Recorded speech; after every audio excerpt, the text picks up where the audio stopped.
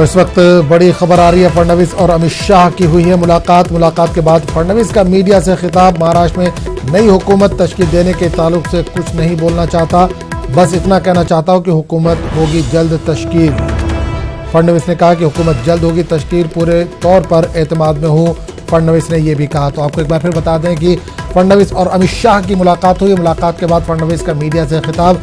महाराष्ट्र में नई हुकूमत तश्कील देने के ताल्लुक से कुछ नहीं बोलना चाहता, उन्होंने ये कहा है। उन्होंने कहा कि बस इतना कहना चाहता हूं कि हुकूमत जल्द होगी तश्कील और पूरे तौर पर पुरएतमाद हूं, फडणवीस ने ये भी कहा है।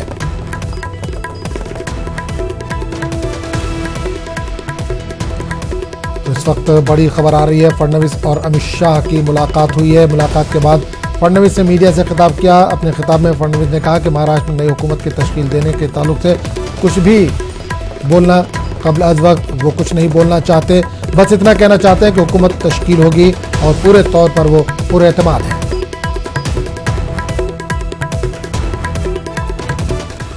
और इस पूरे मामले पर बात करेंगे अपने नुमाइंदे अनूप गुप्ता से, जो इस वक्त हमारे साथ जुड़े हुए। अनूप गुप्ता, फडणवीस और अमित शाह की आज मुलाकात हुई है, क्या सरकार बनाने को लेकर कुछ बातचीत हुई है, कुछ इस ताल्लुक से जानकारी मिल पा रही है? देखिए, बता दूं कि देवेंद्र फडणवीस और बीजेपी के राष्ट्रीय अध्यक्ष और गृह मंत्री अमित शाह के बीच मुलाकात हुई है। काफी महत्वपूर्ण कहा जा सकता है यह मुलाकात। हालांकि आधिकारिक तौर पर देवेंद्र फडणवीस ने कहा है कि जो राज्य में ओलावृष्टि और बारिश की वजह से किसानों को नुकसान हुआ है, उस मुद्दे पर आज अमित शाह के साथ बैठक की गई, चर्चा की गई और आगे क्या केंद्र सरकार की तरफ से सुविधाएं दी जा सकती है, राहत दी जा सकती है, उस मसले पर बात की गई है। दूसरी तरफ बता दूं कि जो सूत्र बता रहे हैं कि जिस तरह से राजनीतिक दृश्य वहां पर उत्पन्न हुए हैं, उस पर आज की बैठक में जरूर बातचीत की गई है। हालांकि देवेंद्र फडणवीस की तरफ से कुछ भी इस मसले पर नहीं कहा गया है। ये अनुमान लगाया जा सकता है कि अगर कुछ दिन में बड़ा कोई डेवलपमेंट होता है तो ये जाहिर सी बात है कि इस बैठक का ही असर कहा जा सकता है। हालांकि देवेंद्र फडणवीस ने ये जरूर कहा कि जल्द से जल्द नई सरकार बनने की कवायद शुरू हो जाएगी और अगर जल्द से जल्द सरकार बनती है तो ये राज्य के लिए बेहतर होगा। तो ये तमाम चीजें हैं जो आज की बैठक में चर्चा की गई है। देखना होगा कि इसका असर कब तक दिखता है। बिल्कुल, एक चीज और जानना चाहेंगे, फडणवीस ने एक चीज का यहाँ पर जिक्र किया, बेमौसमी बारिश की। जिस तरह से एनसीपी और कांग्रेस भी कहीं ना कहीं सरगर्म दिख रहे हैं, तो क्या एक तरह से कटाक्ष किया है उनके ऊपर? बिल्कुल, देखिए, देवेंद्र फडणवीस की ये मुलाकात ये अहम है, खासतौर पर जिस तरह से बेमौसम बारिश हुई है और वहाँ किसानों को जिस तरीके से नुकसान हुआ है, क्योंकि शिवसेना, एनसीपी और कांग्रेस लगातार इस मसले को उठाती रही है। देवेंद्र फडणवीस ये जरूर संदेश देना चाहते हैं कि इस मुद्दे को लेकर भले ही सरकार उनकी आगे बने या दिक्कत हो, लेकिन इस मसले को लेकर वो गंभीर है और केंद्र सरकार में, चूंकि केंद्र में भी बीजेपी की सरकार है, ऐसे में केंद्र सरकार की तरफ से किसी तरह का कोई जो है वो इस पर ढीला हवेली नहीं हो रही है और सारी सुविधाएं केंद्र सरकार देने के लिए तैयार है। तो इन सभी मसलों पर एक तरह से कह सकते हैं कि देवेंद्र फडणवीस ने अपना संदेश देने की कोशिश की है। लेकिन जो सूत्र बता रहे हैं कि जो सरकार बनने को लेकर जो दिक्कतें आ रही है और जिस तरीके से शिवसेना ने कड़ा रुख अख्तियार किए हुए है, उसको लेकर के आज की बैठक में चर्चा जरूर की गई है।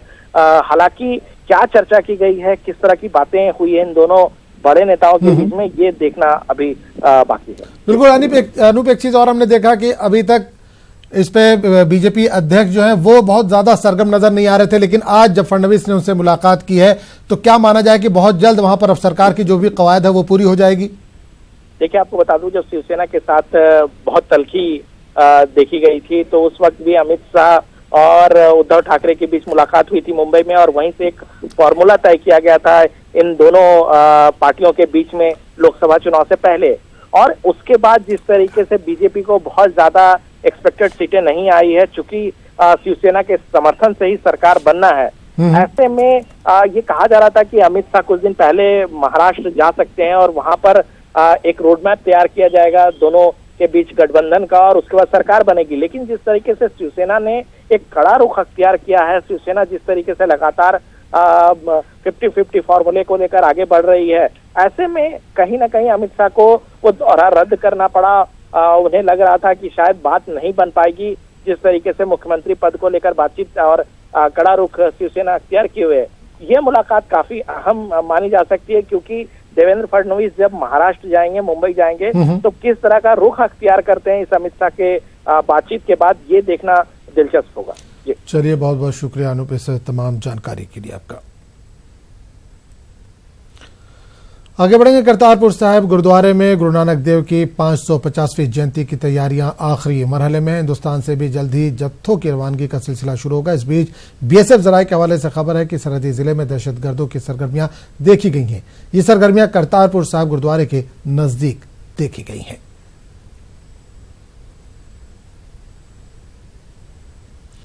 जेएनयू में आज एहतजाज की कॉल दी गई है। दरअसल फीस में इजाफे, ड्रेस कोड और आने जाने की टाइमिंग के ताल्लुक से गुज़िश्ता कई दिनों से मुखालफत की जा रही थी। इस ताल्लुक से जेएनयू अहाते में तकरीबन 5 दर्जन सीआरपीएफ को तैनात किया गया है।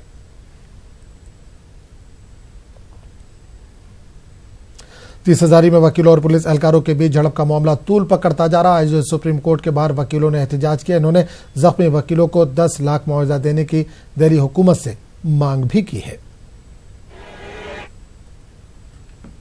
नहीं कर रही थी तो फिर वकीलों ने, चाहे हमारी ज्यादातर मांगे मानी गई हैं, परंतु आज सारा हिंदुस्तान की कोर्ट्स बंद हैं, स्ट्राइक पे हैं वकीलों की सपोर्ट में।